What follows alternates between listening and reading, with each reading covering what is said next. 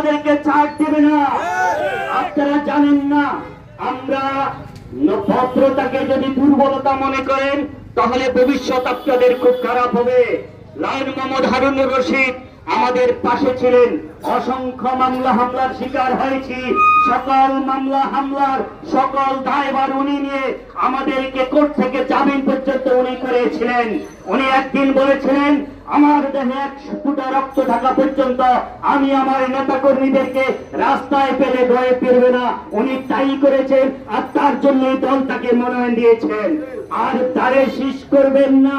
BNP বলবেন স্বতন্ত্র নির্বাচন প্রার্থীর পক্ষে নির্বাচন করবেন, তা যুবদল, ছাত্রদল এবং বিএনপির কোন নেতা কর্মী বেঁচে থাকা পর্যন্ত আর হতে দিবেন না ইনশাআল্লাহ।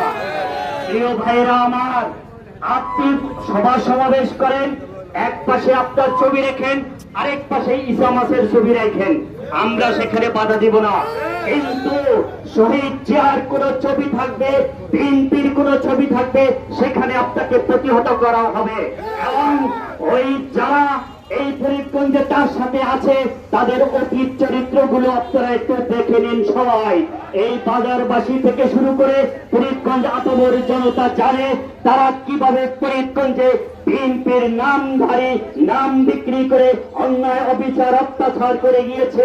বিভিন্ন ভাবে আমরা শুনতে পেরেছি।